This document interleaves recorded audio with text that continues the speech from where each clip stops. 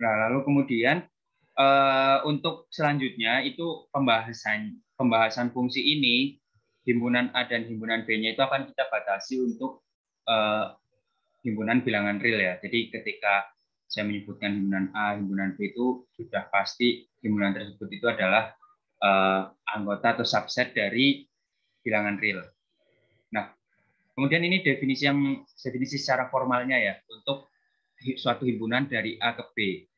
Apa suatu fungsi maksudnya? Fungsi atau pemetaan F itu adalah aturan yang memasangkan setiap X, di mana X itu adalah anggota dari A dengan hanya satu Y anggota B. Jadi X itu dipasangkan hanya dengan satu. Jadi X, jadi misalkan ini, titik ini dipasangkan lebih dari satu. Misalkan dengan ini, kemudian dengan ini itu tidak boleh. Tapi kalau titik yang B yang di sini ini punya atau dipasangkan dua kali dengan A, misalkan dengan ini, kemudian dengan ini, itu boleh. Gitu. Nah, kemudian himpunan A tadi disebut sebagai domain, himpunan bagian dari B yang anggotanya berpasangan dengan A itu disebut sebagai hasil. Notasi untuk fungsi itu sendiri biasanya itu seperti ini. F.2 A panah B itu maksudnya adalah F itu adalah suatu aturan yang aturan atau pemetaan dari himpunan A menuju himpunan B. Nah, X ini maksudnya adalah X untuk setiap elemen dari A, kemudian dipasangkannya itu aturannya adalah dengan Fx. Jadi X tanda panah Fx ini maksudnya adalah aturan pemasangan untuk F. Nah, Fx ini adalah aturan padanannya dan juga disebut sebagai peta dari X. Karena kan Fx ini tuh kan nilai-nilai yang dihasilkan dari X yang dikenakan dengan fungsi F itu, sehingga disebut sebagai peta ini. Peta itu maksudnya yang daerah yang sebelum dipetakan. Dipetakan oleh siapa ya? Oleh fungsi Fx ini. Nah, ini contoh dari fungsi. Kita punya F yang memetakan himpunan ini 1, 2, 3, 4, 5 ke himpunan B-nya juga 1, 2, 3, 4, 5 dengan Fx-nya itu sama dengan min X plus 6. Jadi aturan pemetaannya itu adalah X min 6. Nah, kalau seperti ini, fungsi seperti ini berarti prapetanya yang mana?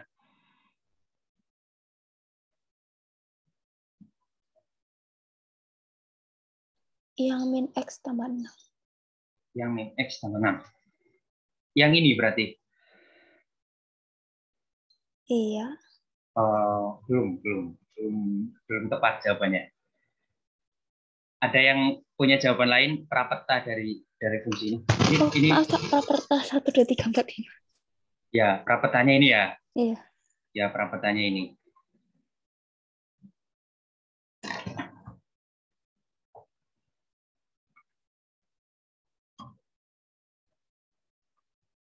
Nah, kemudian contoh-contoh fungsi yang lain itu adalah misalkan fungsi D ini memetakan dari himpunan bilangan N ini ke bilangan N juga dengan aturannya adalah Gn itu sama dengan 2N.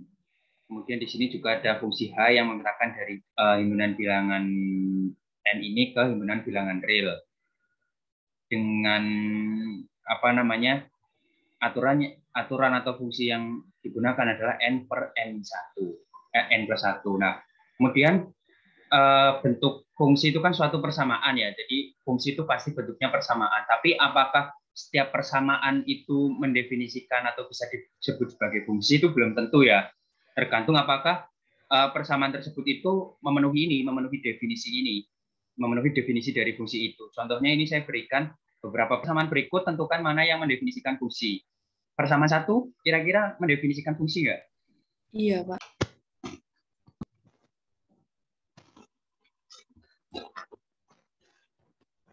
Iya. Alasannya?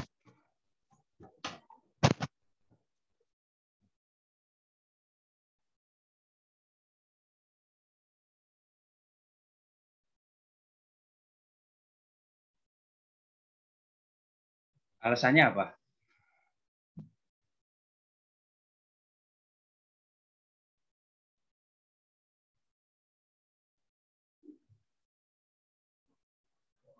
Kalau saya punya persamaan ini,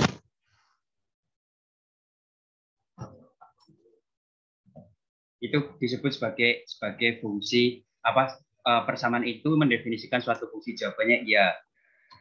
Ya, alasannya apa? Ya, dikembalikan lagi coba ke sini.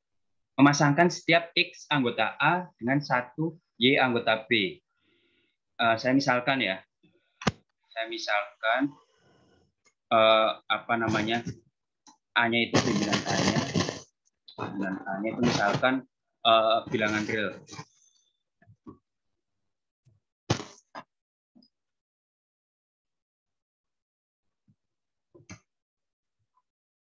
Himpunan B-nya itu juga bilangan real.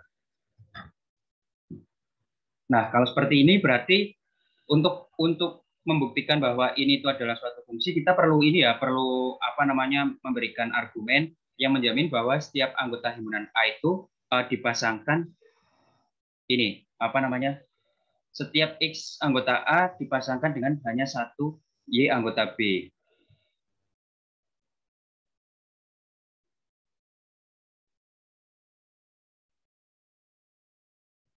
Kalau bentuknya seperti ini, apakah dijamin bahwa setiap anggota A itu akan punya dipasangkan dengan satu anggota B?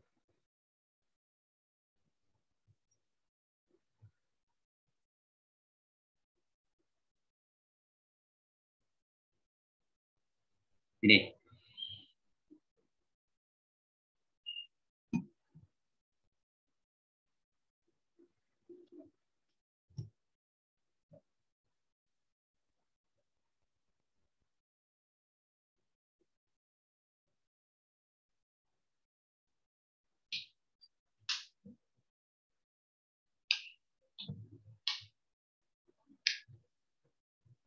Apa? Iya, alasannya apa alasannya?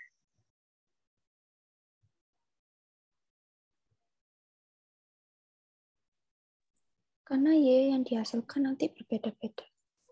Iya, berarti kan ini kan Y-nya itu kan bentuknya itu adalah persamaan kuadrat dan pangkat 4 ya. Kalau apa namanya, himpunan asalnya itu adalah bilangan real, itu kan berarti setiap bilangan real itu kan bisa dipangkatkan kan? Bisa dipangkatkan 2, bisa dipangkatkan 4. Iya enggak? Nah, kalau seperti itu berarti kan setiap anggota himpunan A itu dijamin punya ini kan, selalu punya apa namanya, selalu punya anggota, maksudnya selalu bisa dipasangkan dengan satu anggota di B gitu kan. Kita tidak usah memikirkan apakah anggota di B itu punya pasangan lebih dari satu di A gitu. Pokoknya yang penting ini setiap A itu dipasangkan dengan satu anggota di B. Kira-kira terus kira-kira mungkin nggak apa namanya, ini satu himpunan ini salah satu himpunan di A itu punya lebih dari satu pasangan di B.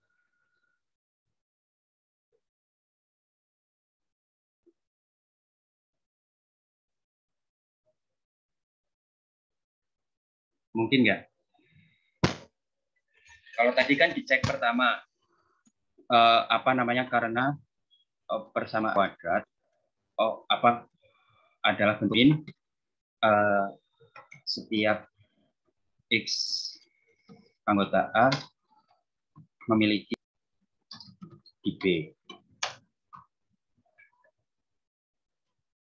Memiliki pasangan. Tapi apakah apa namanya, pasangan satu setiap X ini pasangannya satu? Mungkin bisa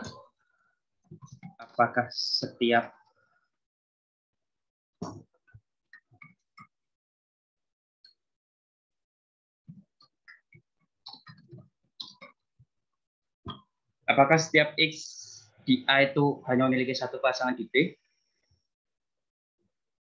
bisa lebih. Ya. Bisa lebih. Contohnya apa?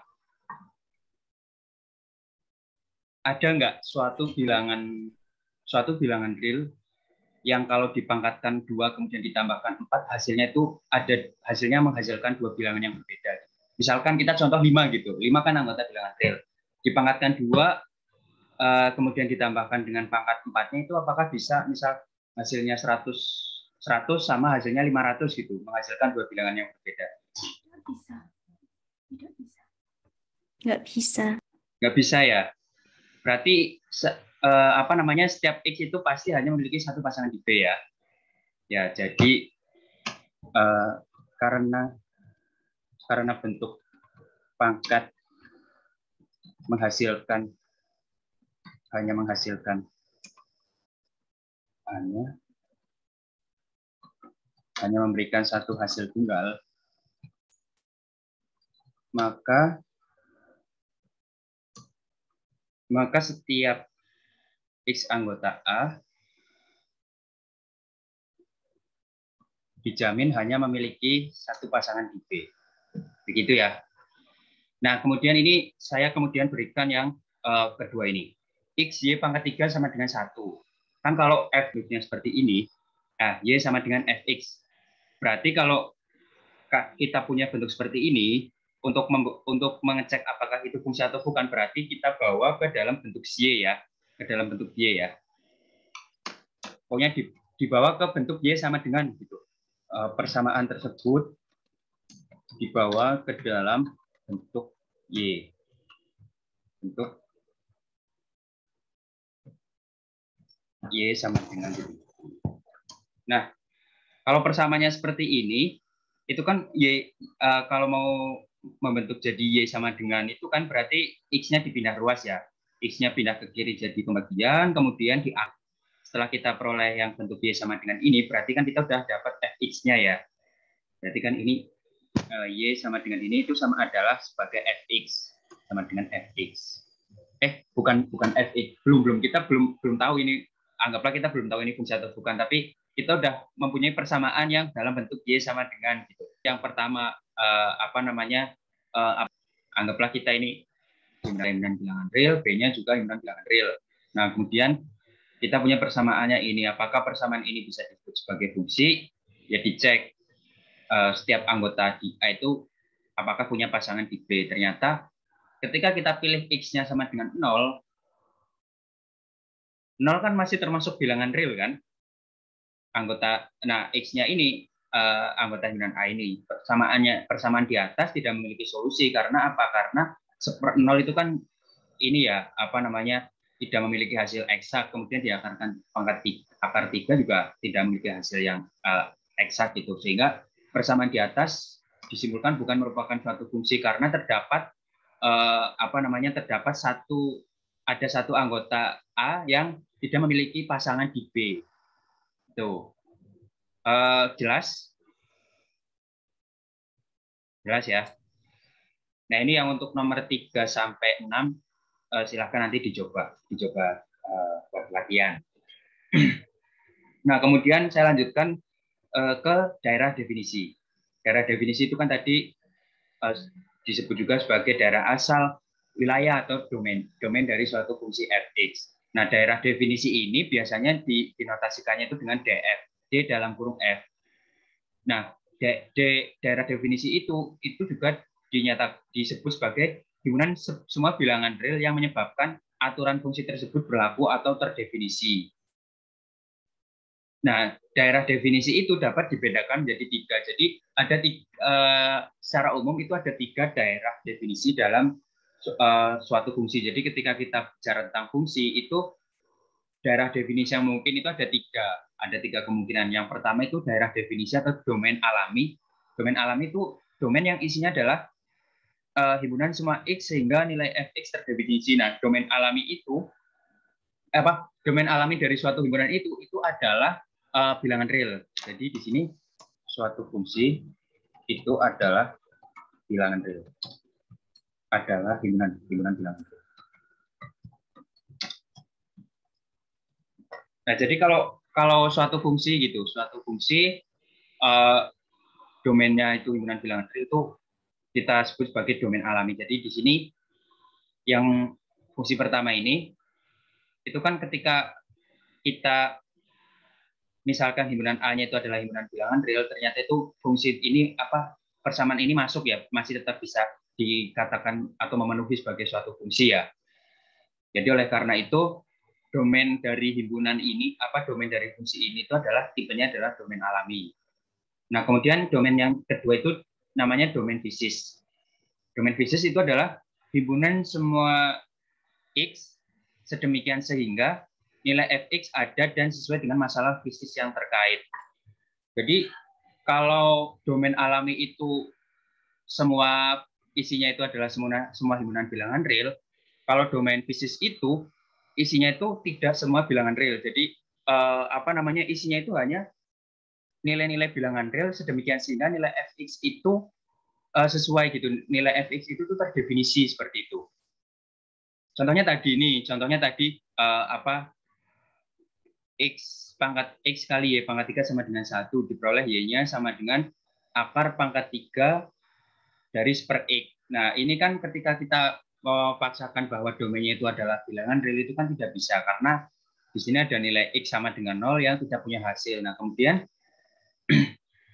kalau kita bentuk suatu domain baru, misalkan di sini df-nya itu adalah sama dengan semua bilangan real kecuali 0 gitu. Itu menjadi masuk ya? Menjadi masuk nggak? Masuk. Masuk. Ya, nah itu disebut contohnya sebagai domain fisis. Kemudian domain yang ketiga disebut sebagai domain yang dibatasi atau disebut juga sebagai domain yang ditentukan, adalah domain yang dibatasi sesuai dengan permasalahan yang diberikan. Permasalahan di sini itu maksudnya dengan fungsi yang diberikan. Jadi ketika kita punya fungsi, kemudian kita berikan domainnya itu, kemudian domainnya itu ada batasan-batasannya, itu di domain yang kita miliki itu disebut sebagai domain yang dibatasi. Nah, kemudian di sini daerah nilai atau daerah hasil atau disebut juga dengan rank dari suatu fungsi x itu dinotasikan dengan rf. Nah, rf itu isinya itu y, di mana y-nya itu sama dengan fx, kemudian x-nya itu adalah anggota dari domain f. Jadi rf ini berisi semua pasangan-pasangan dari x gitu. Jadi x ini kan tadi setiap anggota dari domain ya. Nah, kemudian ketika x-nya itu dipasangkan atau dikenakan suatu fungsi, itu kan kita akan jadi punya y. Y-nya itu yang sama dengan fx itu tadi, y-nya itu adalah hasil dari x yang dikenakan oleh fungsi fx. Nah, himpunan-himpunan yang isinya y itu tadi, hasil-hasil dari x yang difungsikan itu tadi, itu disebut sebagai himpunan daerah nilai atau dinotasikannya dengan rf. Nah, di sini ada contoh. Tentukan df dan rf dari fungsi-fungsi berikut. Pertama, kita punya fungsi fx sama dengan x kuadrat. Jadi, untuk suatu fungsi itu pasti kita harus tahu daerah domainnya ya, terutama daerah domainnya, agar kita dapat menyatakan di mana fungsi-fungsi tersebut terdefinisi gitu. Jadi, kalau seperti ini kan kita hanya nuliskan seperti ini, kita tidak tahu domain atau batasan-batasan x-nya berapa yang menyebabkan fungsi ini jadi berlaku gitu, jadi memiliki nilai gitu kan.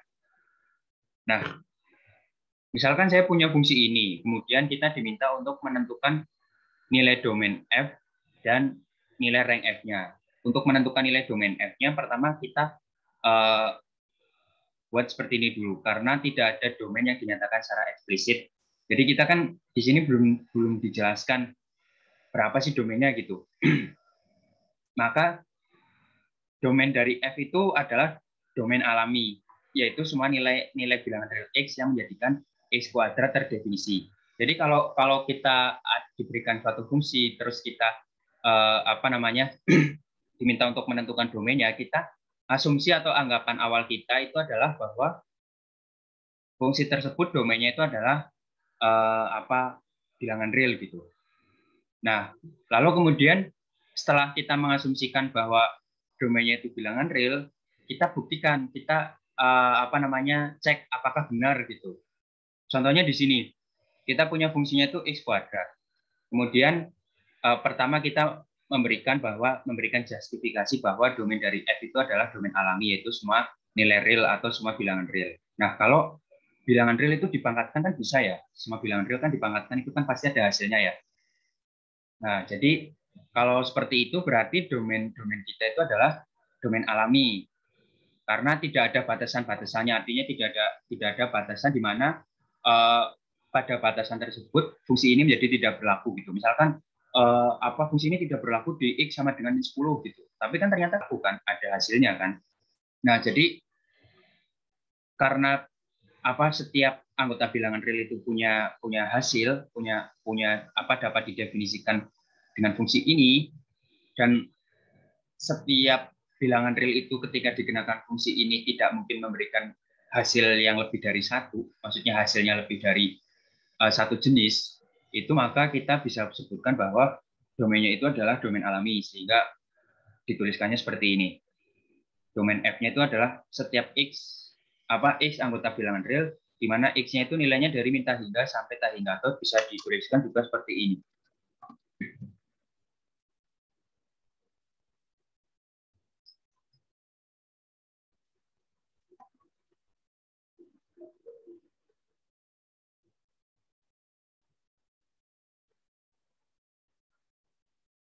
Nah, sampai di sini jelas? Sampai yang ini menentukan domain dari F ini?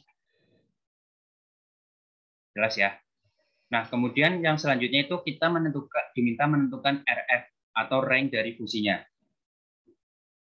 Nah, untuk menentukan nilai rank dari fungsi itu kita bergerak dari nilai dominan yang telah nilai domain yang telah kita peroleh tadi, atau nilai domain yang diberikan. Nah, tadi kan kita sudah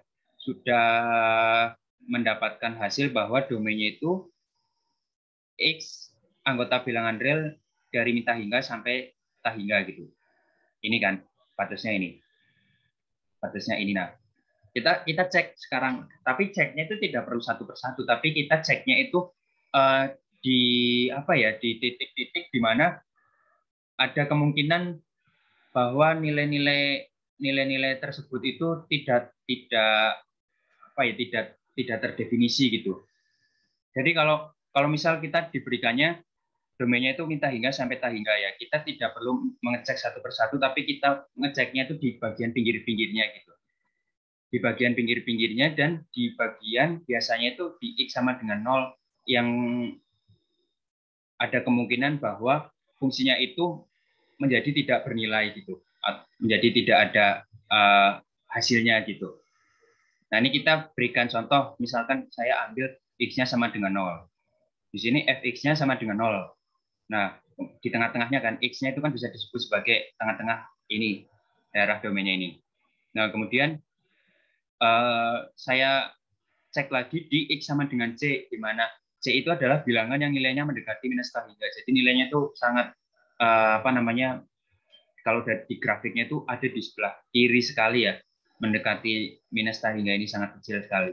Nah, ternyata ketika dikenakan bentuk ini X kuadrat, FC-nya itu menjadi menuju hingga ya. Karena kan minus dikuadratkan kan menjadi positif kan. Nah, kemudian yang kedua, saya ambil X sama dengan Z, di mana Z-nya itu bilangan yang nilainya mendekati hingga.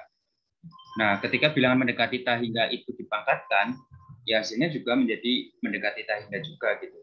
Jadi daerah daerah rank atau daerah hasilnya itu adalah dari 0 sampai hingga, atau kita juga bisa tulis seperti ini, 0, karena 0-nya masuk, jangan lupa ini kurung siku ya, bukan kurung buka. Nah, tapi kalau untuk yang di ruas kanannya, karena hingganya itu tidak masuk, kita pakainya kurung buka.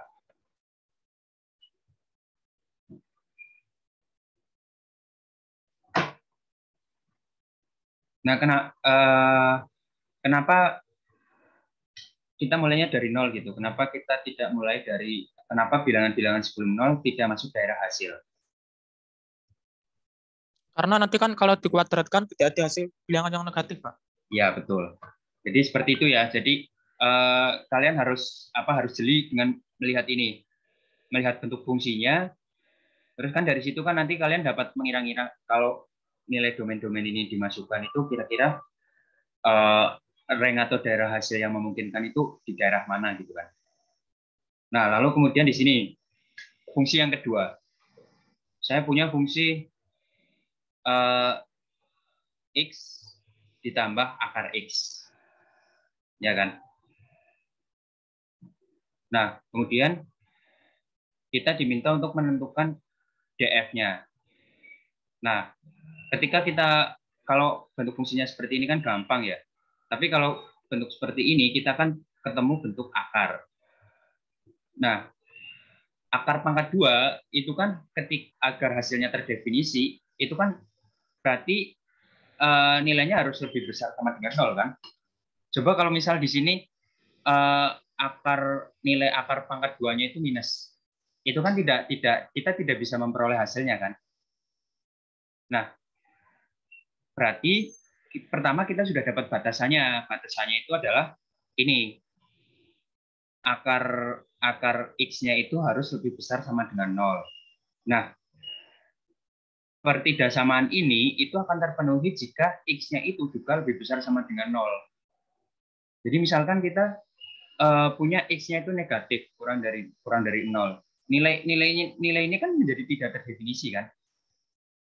Ya kan? Nah, oleh karena itu maka syaratnya itu juga, karena ini dari sini itu akan menyebabkan kita peroleh syarat ini, X-nya itu harus lebih besar sama dengan 0. Jadi oleh karena itu daerah domainnya itu ya kita jalannya mulai dari X lebih besar sama dengan 0. Dengan X-nya itu adalah anggota bilangan real. Jadi atau dapat ditulis juga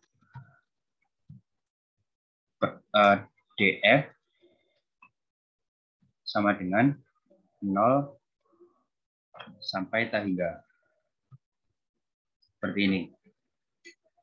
Nah, untuk menentukan nilai ranknya, seperti biasa, seperti tadi, kita bergerak dari nilai domain yang diberikan gitu. Domainnya kan mulai dari 0 sampai tak hingga ya, berarti kita ceknya di ujung-ujungnya saja. Pertama di titik 0. Ketika X-nya sama dengan 0, nilai fx-nya kan juga sama dengan 0 ya. 0 ditambah akar 0 kan 0. Nah, kemudian kita pilih lagi kemudian untuk cek yang di ujung sebelah kanan yang untuk mendekati tak hingga itu. X-nya itu sama dengan C. C-nya bilangan yang mendekati tak hingga. Maka FC-nya juga FC nilainya mendekati tak hingga ya. Karena kan data hingga ditambah akarnya itu, akar C-nya itu jadi mendekati tak hingga. Oleh karena itu RF-nya menjadi antara 0 sampai tak hingga juga ya, sama ya.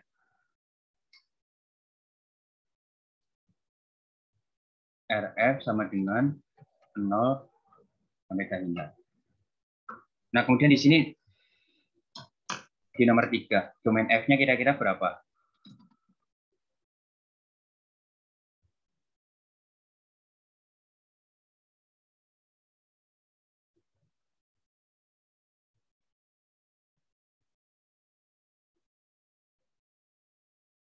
Domain F-nya berapa?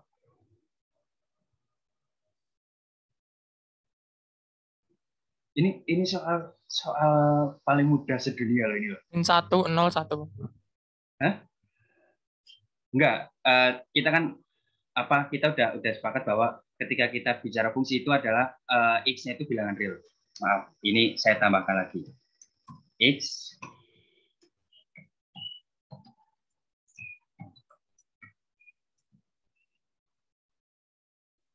nah ini domainnya berarti berapa?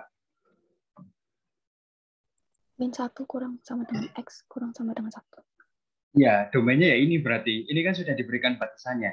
Domain itu kan daerah asal ya ini tadi tuh. Domain yang dibatasi. Iya kan? Ya walaupun ini fungsinya itu X kuadrat itu bisa diletakkan bisa dikenakan pada bilangan apapun, tapi ketika di soal itu sudah diberikan batas yang seperti ini, berarti domain kita itu bukan lagi domain alami yang isinya itu semua ini, yang jenis ketiga ini, domain yang dibatasi ini, atau disebut juga sebagai domain yang ditentukan. Domain yang ini kan. Nah, kemudian dibatasinya X-nya untuk ini. Nah, berarti daerah asalnya kan hanya ibaratnya kalau di soal ini ya, fungsi ini tuh hanya diizinkan dikenakan pada bilangan-bilangan yang nilainya ini kan. Berarti domainnya ya ini termasuk jenis domain yang dibatasi.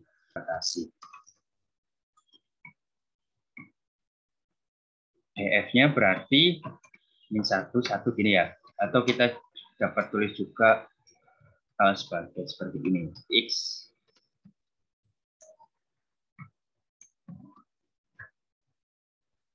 X anggota bilangan real sedemikian sehingga ini habisnya.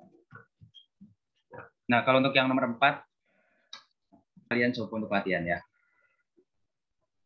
Nah, kemudian di sini beberapa jenis-jenis fungsi yang mungkin kalian juga sudah kenal sebelumnya ya. Yang pertama itu ada fungsi yang dinamakan dengan fungsi injektif. Fungsi injektif itu disebut juga dengan fungsi into atau fungsi satu-satu. Nah, fungsi dari himpunan A ke B dikatakan injektif itu jika terpenuhi dua syarat ini. Pertama, anggota kodomain atau anggota dari B itu hanya dipasangkan satu kali dengan anggota domain. Dipasangkan satu kali. Kemudian yang syarat yang kedua, itu adalah anggota himpunan daerah kodomain boleh tidak memiliki pasangan. Namun, semua anggota kodomain yang terpasangkan hanya ada satu. Tidak boleh ada yang lebih dari satu. Nah, gambarannya kira-kira seperti ini. Berarti kalau dari sini, fungsi injektif itu biasanya terjadi saat anggota dari kodomain itu jumlahnya lebih banyak dari anggota domain ya. Iya kan? Di sini kan kita lihat nih, kodomainnya anggotanya 4, domainnya anggotanya 3. Apakah setiap anggota dari domain punya pasangan? Iya, punya pasangan. Berarti kan bisa disebut sebagai fungsi. Apakah hanya dipasangkannya satu kali yang di Y-nya ini? Ya, hanya satu kali. Berarti fungsi. Terus kemudian yang menjadi injektif itu ya ini, yang syarat tambahan yang kedua ini. Boleh tidak memiliki pasangan, ini yang C. Namun semua anggota yang terpasangkan hanya ada satu. Maksudnya pasangannya itu hanya ada satu di X-nya ini. Nah, kemudian yang kedua itu adalah fungsi surjektif. Fungsi surjektif itu disebut juga sebagai fungsi onto. Nah, suatu fungsi disebut sebagai fungsi surjektif itu jika anggota kodomainnya memiliki pasangan lebih dari satu. Namun tidak boleh ada anggota kodomain yang tidak dipasangkan. Nah, fungsi surjektif ini biasanya dipenuhi apabila jumlah anggota kodomain sama atau lebih sedikit dari anggota domain. Contohnya ini. X-nya anggotanya ada 4, Y-nya. Lalu kemudian yang fungsi bijektif, kombinasi antara fungsi injektif dan fungsi surjektif, yaitu semua anggota domain dan anggota kodomainnya terpasangkan tepat sama dengan satu. Tepat satu-satu maksudnya. Dan pada fungsi bijektif itu jumlahnya sama, antara anggota X dan anggota Y-nya sama. Nah, kebalikan atau inverse dari fungsi injektif dan surjektif itu belum pasti itu adalah merupakan fungsi yang bersifat bijektif, itu sudah pasti kebalikannya itu juga suatu fungsi atau pemetaan juga.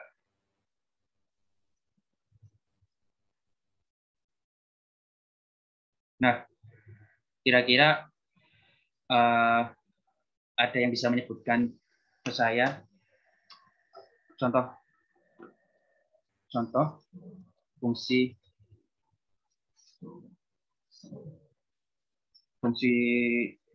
surjektif? Bentar.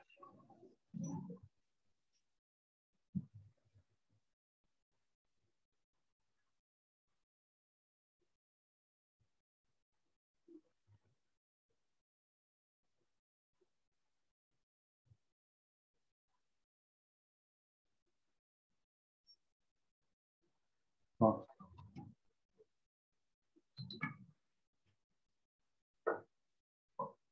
Ada nggak yang bisa menyebutkan ke saya contoh salah satu contoh fungsi surjektif?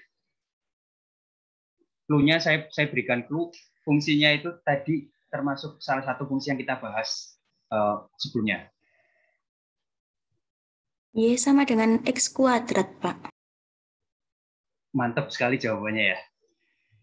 Betul, yakin itu. X kuadrat Y sama fx sama dengan X kuadrat. Iya.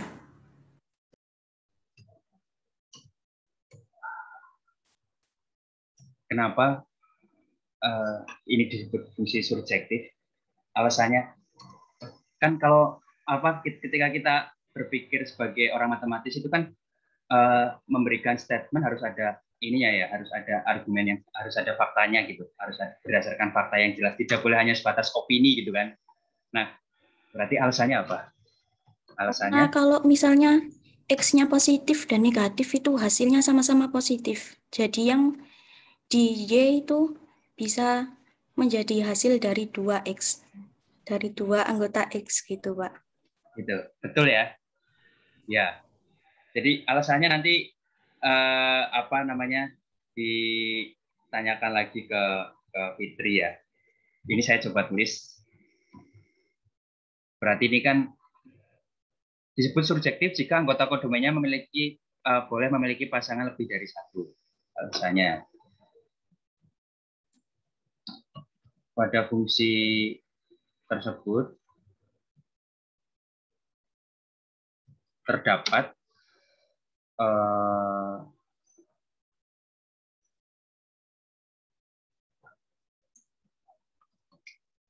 terdapat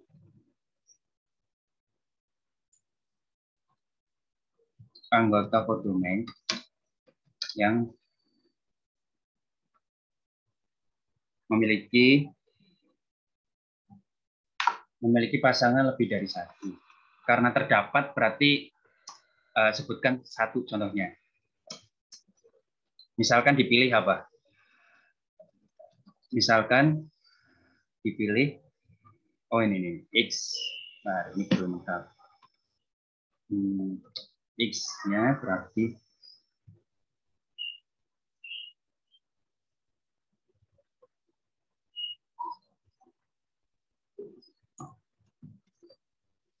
nah, alasannya kan pada fungsi tersebut terdapat ini ya, benar ya. Nah, kan dibilang terdapat. Terdapat berarti kan kita harus bisa menyebutkan minimal satu kan. Nah, berarti misalkan apa? Sebutkan satu contoh. Misalkan Domainnya -1 sama 1. misalkan dipilih domain X sama dengan -1 dan X sama dengan 1 gitu ya. Hasilnya 1. F-1 sama dengan 1, F1 juga sama dengan 1. Jadi terbukti ya. Terbukti. Nah, begini. Yang lain paham nggak kenapa X kuadrat ini disebut sebagai fungsi surjektif? Paham, Mbak? Ya, paham ya. Saya lanjutkan lagi. Nah, kemudian selain 3 jenis fungsi tadi itu, fungsi itu juga dibedakan menjadi 2. Yang pertama itu adalah fungsi genap, dan yang kedua itu adalah fungsi ganjil. Nah, suatu fungsi f itu disebut sebagai fungsi genap itu jika memenuhi ini. Jika memenuhi f min a sama dengan fa untuk setiap a anggota domain f. Nah, pada fungsi genap ini, grafik dari grafik fungsinya itu simetris terhadap sum y. Jadi simetris ya, maksudnya seperti semacam pencerminan gitu. Nah, kemudian yang kedua itu adalah fungsi ganjil. Fungsi f disebut fungsi ganjil jika f min a itu sama dengan min dari fa. Sama untuk setiap A anggota DF. Nah, grafiknya simetris terhadap titik asal atau titik pusat koordinatnya. Ini grafiknya seperti ini untuk fungsi ganjil. Nah,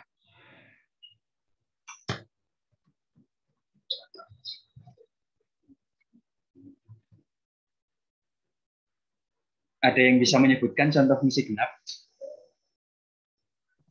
Ingin menjawab, Pak. Ya, silakan. Misalnya, suatu fungsi f(x) sama dengan nilai mutlak dari x. Nilai mutlak dari X. Daerah domainnya untuk X yang dari mana ke mana? Harus dong, harus. harus ketika tadi kan saya bilang kalau meneruskan fungsi berarti kita juga harus bisa sebutkan domainnya juga. X-nya untuk daerahnya, daerah domainnya berarti untuk yang domain alami, Pak. Jadi semua bilangan real. domain alami ya, semua Ya. bilangan real. Ya ini betul ya. Ada lagi nggak? Yang lain mungkin ada yang punya pendapat lagi. Ini tadi jawaban dari Rangga itu betul ya, bahwa fx sama dengan mutlak x itu untuk x-nya dari kurang dari minta hingga sampai lebih dari minta hingga sampai kurang dari minta hingga itu adalah contoh fungsi genap. Yang lain ada lagi nggak? Atau hanya satu ini saja?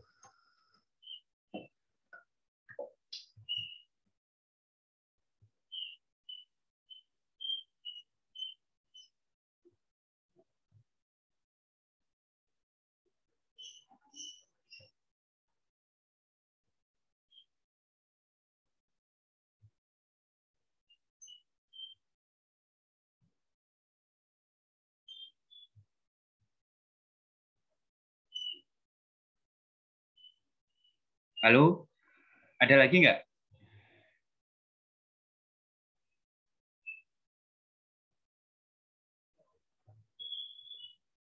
Kalau Ya. fx sama dengan x kuadrat, Siapa? Ini Mas siapa ya? Fitri ya? Fitri, Ya, ya. Fx sama dengan x kuadrat. x kuadrat begini. Daerah definisinya, daerah domainnya Domain alami. sama berarti. Ya, betul. Jadi fx sama dengan x kuadrat ini juga termasuk fungsi genap karena ya apa namanya untuk setiap min fa itu sama dengan fa ya. Dan bentuk grafiknya itu kan juga simetris. Bentuknya kan seperti ini ya, yang ke bawah gini. Nah, itu. Terima kasih. Nah, ini udah ya, ini udah terbukti benar fungsi genap. Nah, berarti kalau kalian mau membuktikan atau ingin mengetahui apakah suatu fungsi itu merupakan fungsi ganjil atau fungsi genap, itu dapat melalui dua cara. Pertama, kalian bisa menggunakan cara ini, yang apakah ini atau ini terpenuhi. Kalau cara kedua itu pakai grafik. Kalau grafiknya bentuknya dia fungsi genap, kalau bentuknya kalau simetris terhadap sumbu y itu berarti dia fungsi genap, tapi kalau simetris terhadap titik asal atau titik pusat koordinat itu berarti dia fungsi ganjil. Begitu ya. Nah, kemudian saya lanjutkan, selanjutnya adalah operasi pada fungsi. Jadi, misalkan kita punya dua fungsi, taruhlah itu fungsinya adalah fx dan dx, dengan daerah definisi atau daerah domainnya itu adalah df dan dg, maka beberapa operasi yang berlaku itu, yang pertama itu adalah operasi penjumlahan. Jadi kalau fungsi penjumlahan fungsi f plus g kemudian dikenakan pada x, itu akan sama dengan fungsi fx ditambah dengan fungsi gx. Begitu juga dengan perkalian, dengan pengurangan juga seperti itu ya. Dua fungsi yang dikurangkan kemudian dikenakan terhadap x itu sama dengan fungsi itu dikenakan secara marginal kemudian dikurangkan. Ini. Untuk perkalian juga sama. Dua fungsi yang dikalikan itu nilainya akan sama dengan masing-masing fungsi itu dikenakan terlebih dahulu terhadap x kemudian baru dikalikan. Nah, untuk daerah domainnya antara operasi penjumlahan, pengurangan, dan perkalian itu daerah domain untuk yang fungsi baru itu adalah irisan dari domain dua fungsi yang domain awalnya. Jadi yang pertama itu untuk yang operasi pertama, kedua, dan ketiga kan sama ya domainnya, irisan dari domain f iris domain G. Nah, ya hari ini diisi dulu ya link absensinya. Saya tunggu 15 menit sambil kita istirahat dulu sebentar. Nah, tadi saya sudah jelaskan tentang operasi pada fungsi, lalu bagaimana menentukan daerah domainnya atau daerah definisi dari dua fungsi yang dioperasikan ya. Jadi untuk tiga fungsi yang gabungan fungsi yang itu daerah definisinya itu adalah irisan dari daerah definisi fungsi-fungsi asalnya. Fungsi-fungsi pertama daerah definisinya itu adalah irisan antara daerah definisi F dan definisi G kemudian dan juga dengan suatu X di mana nilai Gx-nya itu tidak sama dengan 0. Sedangkan untuk yang kelima itu ya untuk operasi perpangkatan, fungsi yang dipangkatkan, itu daerah definisinya itu sama dengan daerah definisi dari F. Untuk yang operasi ini, kelima operasi ini jelas? Kalau jelas saya mau coba tanya ke siapa ya? Yosua Satria, apakah ada Yosua Satria? Ya, Pak. Ya, ini di yang operasi fungsi keempat ini yang pembagian itu kan ini ya, itu kan di sini daerah definisi untuk yang fungsi f per d ini itu sama dengan ini. Irisan antara df, dg dengan ini. Nah, kenapa harus menyertakan ini? Kenapa harus diiris juga dengan himpunan ini? Alasannya kenapa, Mas? Tahu nggak kira-kira? Mas.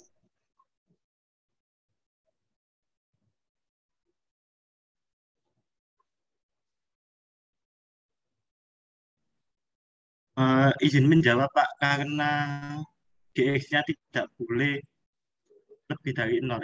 Tidak boleh kurang dari Gx-nya tidak boleh? 0. Membagi itu tidak boleh 0. Ya, GX-nya gitu ya. tidak boleh 0. Bagi tidak Ya. boleh 0, Pak.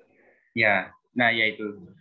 Benar jawabannya. Jadi karena kalau pembagian itu kan baginya itu diiris dengan himpunan ini. Himpunan yang isinya X, di mana Gx-nya tidak sama dengan 0.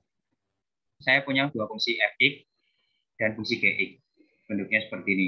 Dua akar X dan akar X. Nah, kita diminta untuk menentukan fungsi baru, di mana fungsi baru itu rumusnya adalah fungsi F yang dikalikan dengan fungsi G, kemudian dikenakan pada X, dan juga daerah domainnya. Pertama, untuk menentukan fungsi F kali Gx ini, caranya ya tinggal dikalikan ya fungsinya. Fungsi Fx-nya berapa, fungsi Gx-nya berapa dikalikan. Nah, setelah dikalikan hasilnya adalah 2x.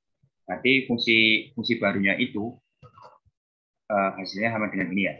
F kali Gx sama dengan 2x. Kemudian kita diminta untuk menentukan daerah domainnya.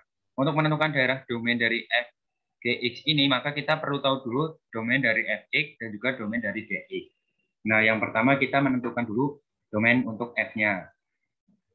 Kan karena ada bentuk akar, maka seperti yang tadi kita dibahas di atas, haruslah X-nya lebih besar sama dengan 0 agar nilai akarnya ini menjadi terdefinisi.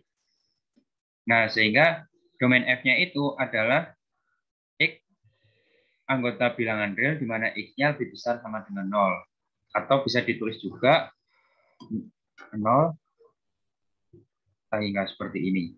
Nah, dengan cara yang sama, kita juga akan memperoleh domain dari G-nya juga sama, yaitu X anggota bilangan real, di mana X-nya lebih besar sama dengan 0.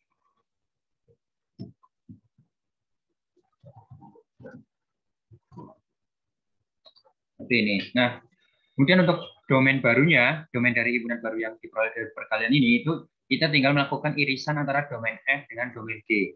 Domain F-nya ini, karena domain F dan domain G-nya sama, domain himpunan domain tersebut sama, yaitu X anggota bilangan real, X lebih besar sama dengan 0.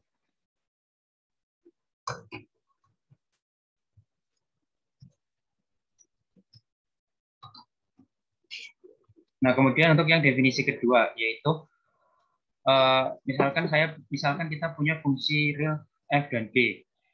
Komposisi fungsi F dengan G, atau dituliskan dengan F, ini, titik 0 ini G, of F of G itu adalah fungsi yang didefinisikan dengan cara seperti ini. Gx-nya dimasukkan ke dalam fungsi f, kemudian baru dikenakan pada bilangan-bilangan yang merupakan domain dari fungsi tersebut. Nah, domainnya itu berapa? Domainnya itu ya domain fungsi yang ini, f komposisi G ini itu adalah isinya adalah X anggota domain G, di mana ketika nilai X-nya itu dikenakan fungsi G, itu hasilnya merupakan anggota dari domain F.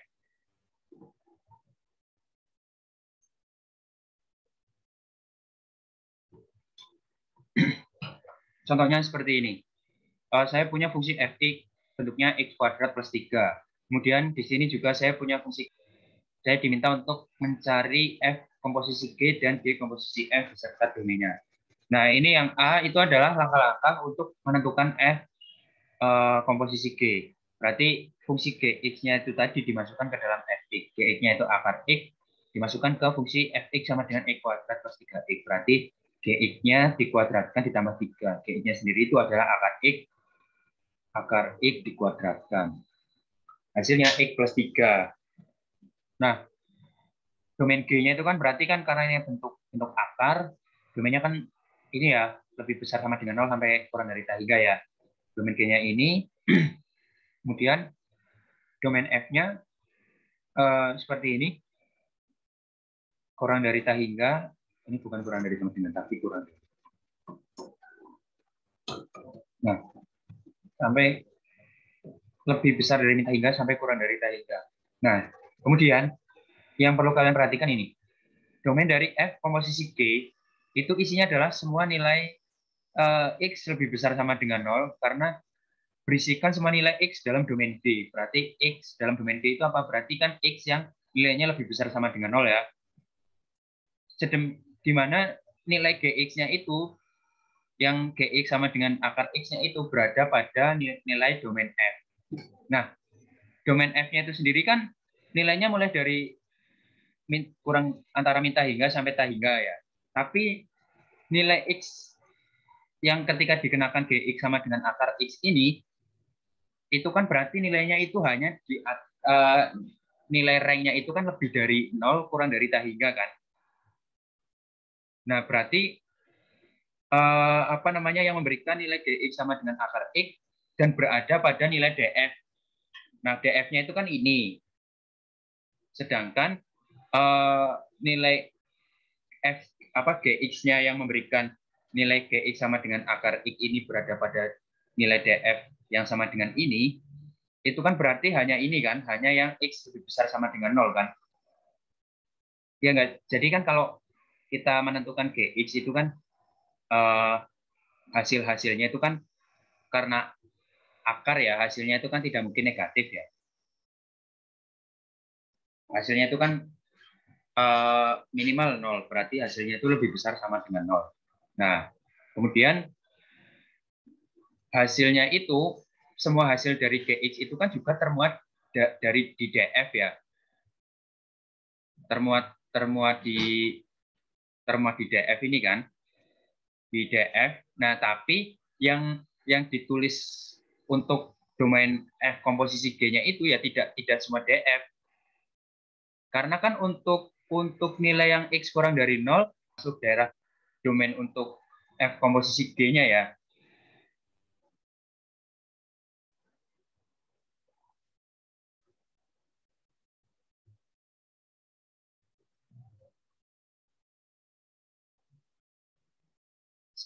Sampai sini paham nggak?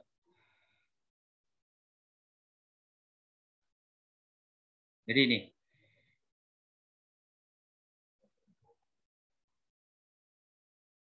Jadi isinya itu kan X dalam domain G, sedemikian sehingga Gx-nya itu ada dalam domain F. Sedemikian sehingga ya Gx-nya, nilai Gx-nya itu ada dalam domain F. Nilai Gx-nya itu kan ini kan nilai apa namanya? Nilai Gx-nya itu kan tadi kan hanya dari 0, hanya lebih dari 0 sampai tak hingga kan. Berarti kan ya kita hanya milihnya berarti untuk yang domain F komposisi G-nya itu ya yang hanya yang lebih besar sama dengan 0. sesuai dengan definisi ini, sesuai dengan definisi bahwa domainnya itu isinya itu hanya nilai X dalam domain D, di mana GX-nya berada dalam domain F.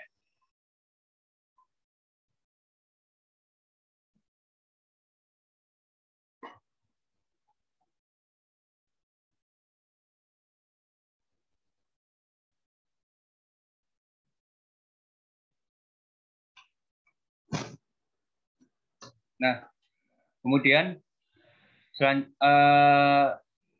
contoh selanjutnya itu dari komposisi fungsi itu adalah memecah satu fungsi jadi misalkan saya punya fungsi awalnya itu ini, X sama dengan X plus 2 pangkat 5.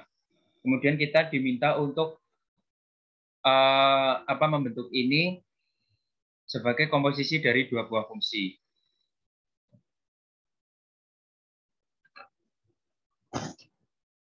Kalau kalian diminta untuk membuat ini menjadi komposisi dari dua buah fungsi, kira-kira idenya seperti apa?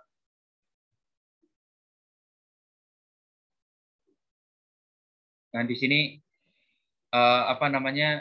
ide awalnya itu adalah Hx-nya itu dipecah menjadi dua fungsi.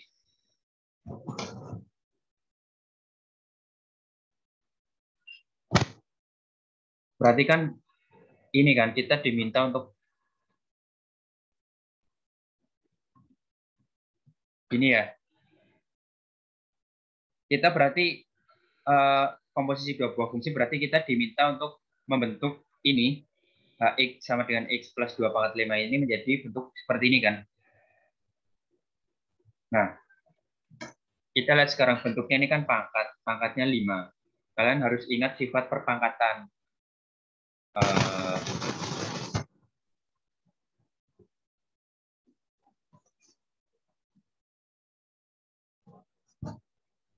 Bisa.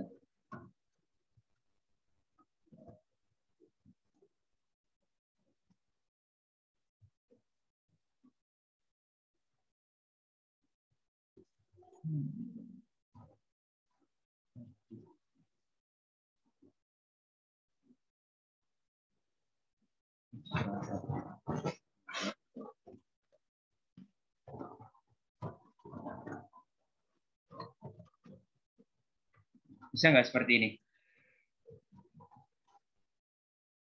X plus 2 pangkat 5 itu sama dengan X plus 2 dipangkatkan 5. Berarti kalau seperti ini,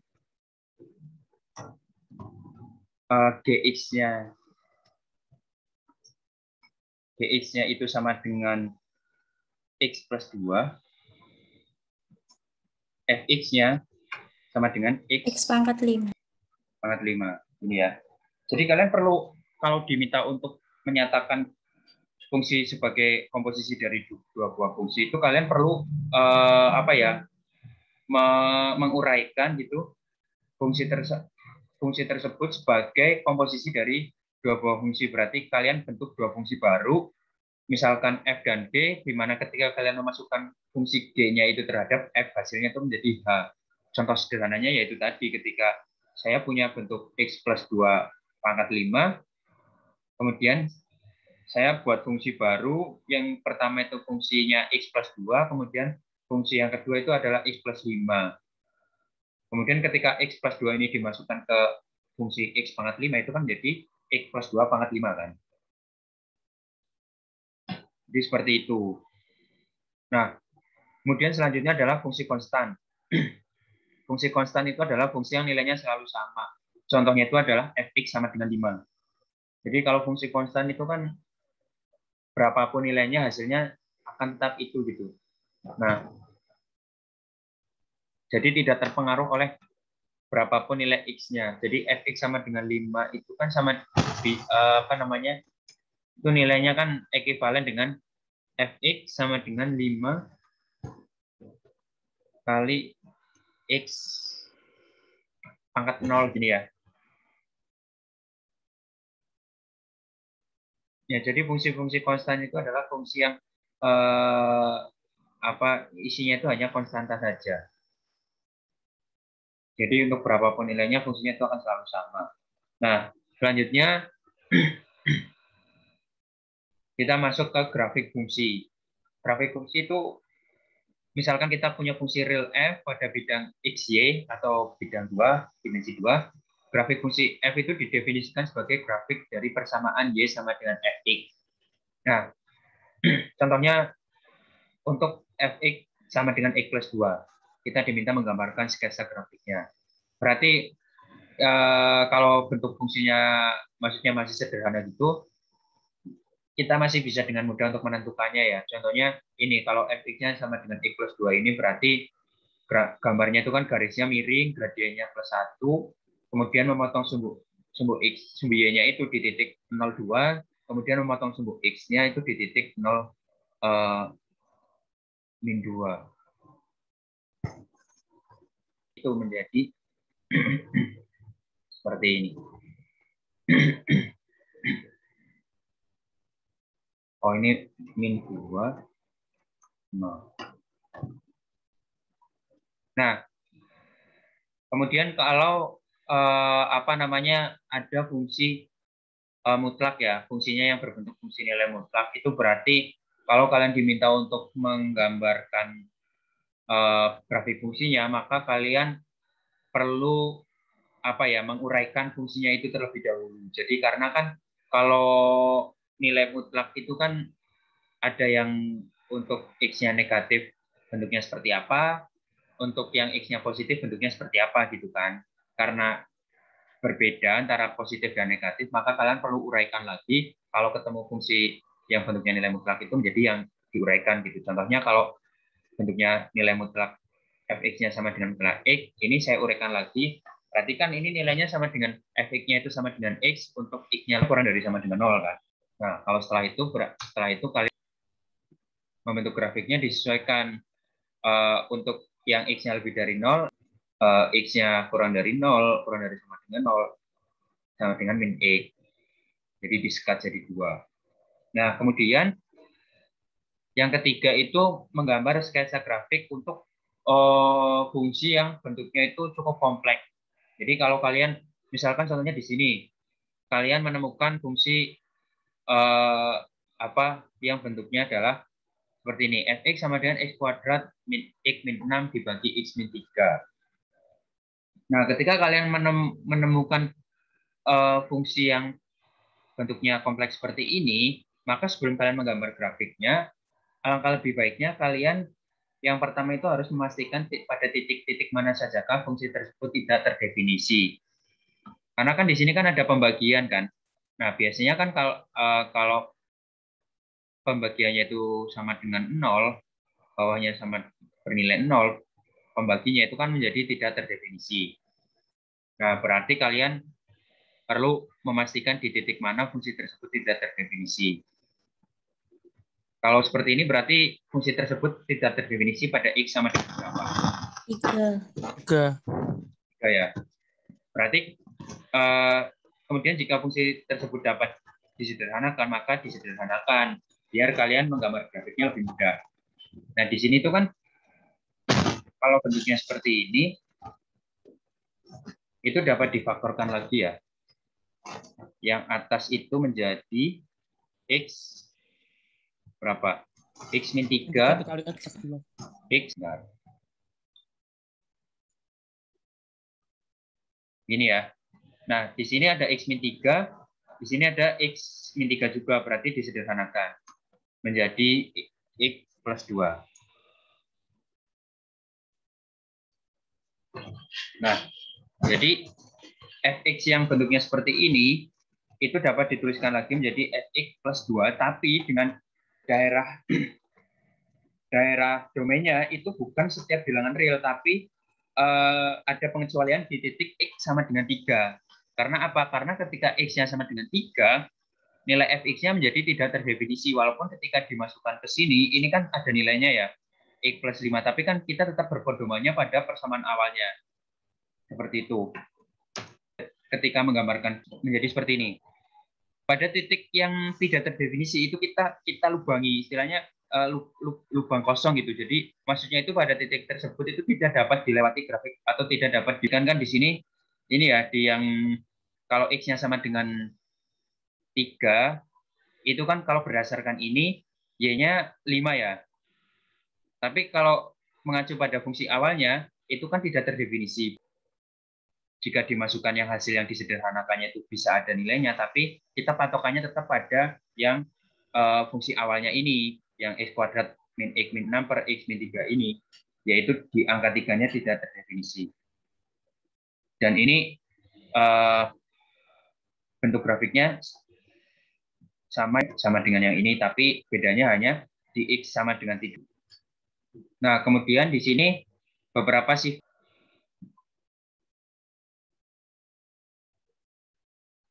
Yang pertama, jika ditambahkan konstanta akan menggeser konstanta C akan menggeser grafik ke bawah sejauh C satuan. X-nya terus baru difungsikan, baru dikenakan pada fungsi itu menggeser grafik ke kiri sebanyak C satuan. Kalau dikurangkannya terhadap X baru dikenakan pada. Nah, dan ini yang terakhir, pembahasan yang terakhir, fungsi inverse. Fungsi inverse itu adalah fungsi yang merupakan kebalikan aksi dari suatu fungsi. Jadi, misalkan pertama kita punya fungsinya itu adalah dari domain F ke rank F itu, domain ke daerah hasil dengan fungsinya Y sama dengan Fx, maka fungsi inverse dari F itu adalah fungsi yang memetakan dari rank F itu, rank daerah hasil F itu ke daerah domain F. Dengan aturannya itu adalah X sama dengan F inverse Y. Dengan domain F inverse-nya itu sama dengan rank dari F-nya itu sendiri. Nah, aturan ketika kita membuat fungsi inverse itu ditentukan dengan cara menyatakan X dalam Y. Kemudian X dan Y berganti peran. Ya, sebagai contohnya, misalkan saya punya pertama di sini Fx sama dengan X kuadrat plus 1. Maka yang pertama itu, kita untuk menentukan inverse-nya, kita pertama tentukan dulu Y-nya sama dengan Fx. Y sama dengan X kuadrat plus 1. Kemudian dilakukan dengan cara menyatakan X dalam Y. Berarti dari Y sama dengan ini, Y sama dengan fungsi X-nya ini, kita diminta untuk menentukan bagaimana fungsi untuk X-nya. Ya, tinggal dipindah ruas. Pertama ya, satunya dipindah ke kiri menjadi Y-1, kemudian, ini kuadrat.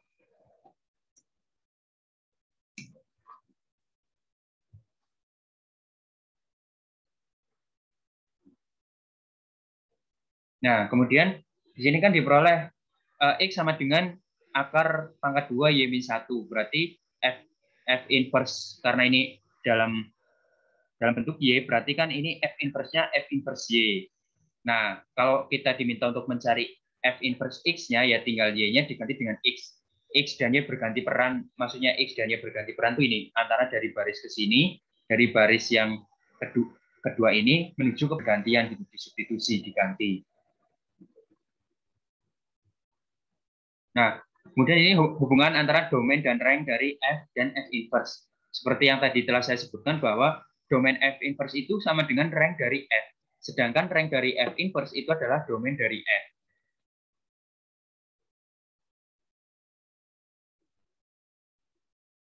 Nah, ini kalau dituliskan secara urut untuk menentukan nilai inverse itu seperti ini ya, ada 4 langkah. Pertama, tulis persamaan Y sama dengan Fx. Tadi kan sudah ya di sini.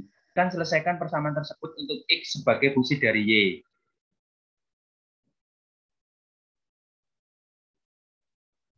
Untuk X sebagai fungsi dari Y. Ini kan. Nah, terus kemudian persamaan yang dihasilkan adalah X sama dengan F inverse Y yang merupakan rumus untuk F inverse dengan kubah bebasnya Y. Ini kan kubah bebasnya kan masih Y kan. F inverse Y sama dengan akar pangkat 2 Y-1. Kemudian di yang terakhir jika dikehendaki X sama dengan F inverse maksud dari yang langkah Y itu berganti peran itu. Sehingga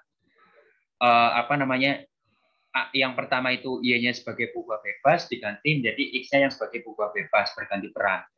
Ini untuk kalian agar lebih paham, ini saya berikan contoh yang kedua. Jadi kita punya Fx-nya sama dengan akar kubah bebasnya kan X kan, variabel bebasnya, variabel yang digunakan dalam fungsi tersebut gitu kan X. Nah, kita diminta untuk menentukan nilai inverse dan menentukan domain dari F inverse itu.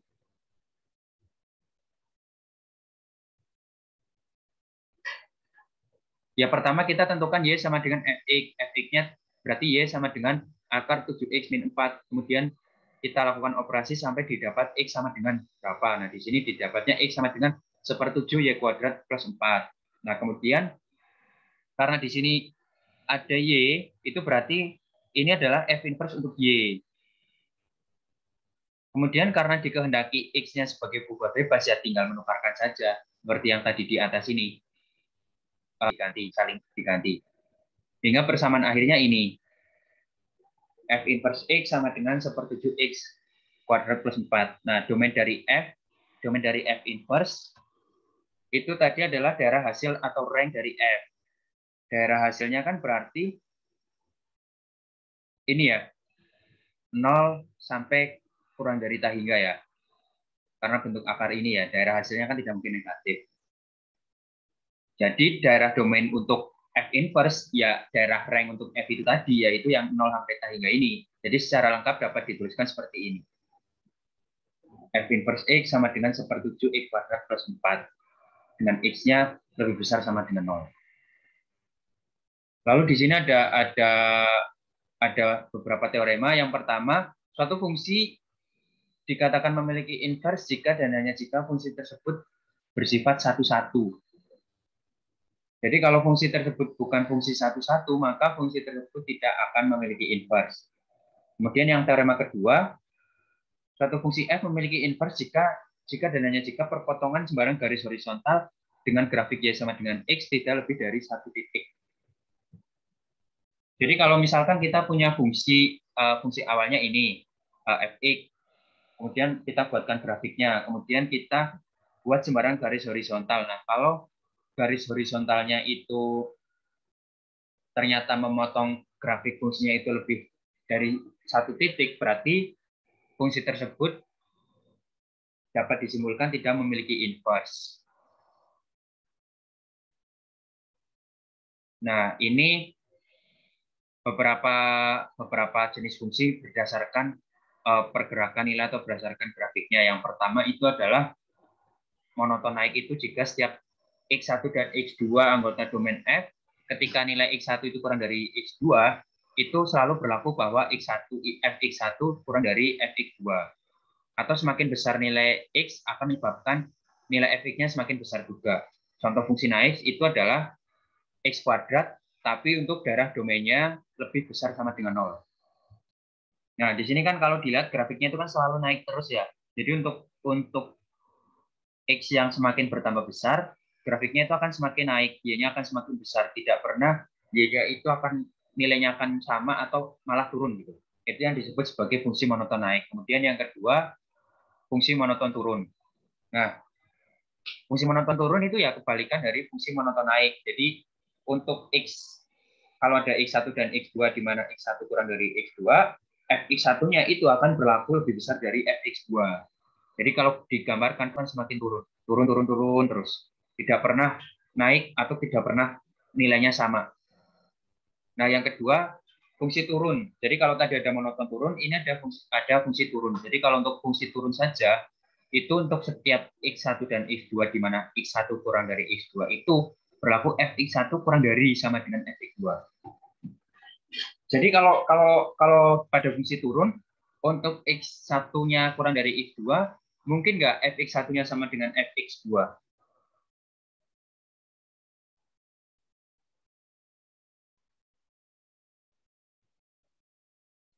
Mungkin ya.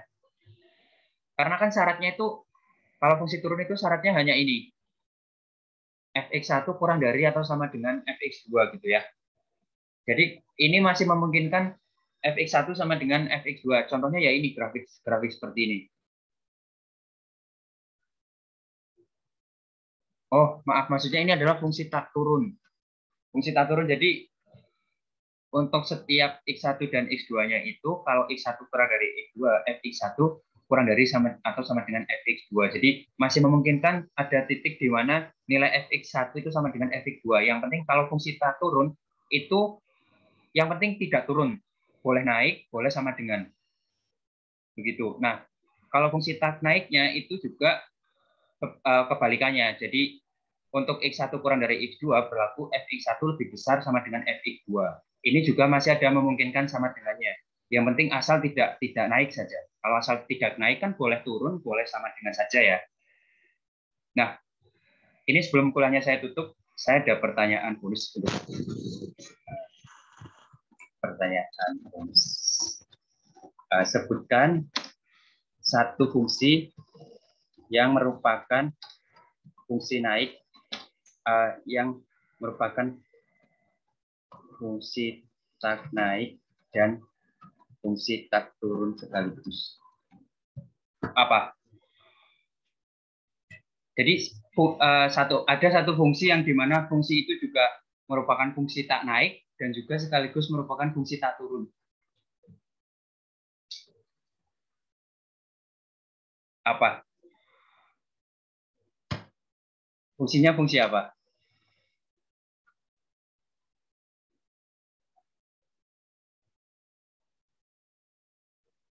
Ini kalau ada yang bisa jawab, saya tambahkan 3 poin di nilai akhir kalian nanti.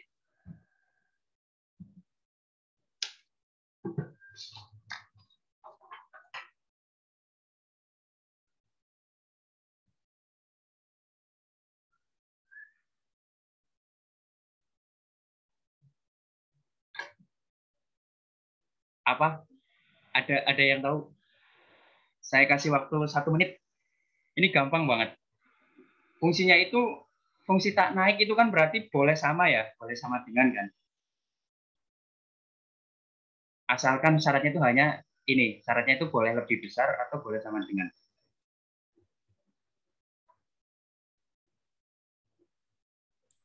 Fungsi diam bukan, Pak? Kenapa? Fungsi diam. Fungsi diam itu fungsinya seperti apa? F aksen X-nya sama dengan 0. Contohnya, sebutkan satu fungsinya. F aksen, kita belum sampai F aksen, kita hanya dilihat dari grafiknya, belum dilihat dari turunannya, hanya dilihat dari grafiknya saja. Fx sama dengan belum lihat dari turunannya kan, kita belum mempelajari turunan. Yang penting asal grafik. Kalau mungkin nggak tapi sebagai fungsi tak naik dan tak turun sekaligus? Mungkin. Mungkin ya. Contohnya berarti apa? Sama dengan X mungkin, Pak. Sama dengan X sama dengan X. Konstanta. Fx sama dengan C. Contohnya, ambil contoh C sama dengan berapa? Sembarang. 2. Ya, berarti Fx sama dengan 2.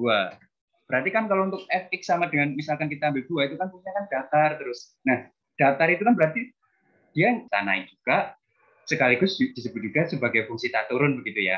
Berarti ini tadi yang jawab siapa tadi? Saya apa? Alexia, Pak. Ya, Alexia. Oke. Terima kasih Alexia atas jawabannya. Saya catat biar saya nggak lupa. Ya, offset 3 menit. Itu perkuliahan kita sebelum UTS ya. Nanti setelah UTS bertemu dengan saya lagi. Mungkin ketut 1-2 pertemuan awal. Jadi untuk materi UTS-nya kita sampai di sini, sampai fungsi tak naik ini. Soalnya tidak akan susah-susah ya. Insya Allah nanti kalian bisa mengerjakan lah.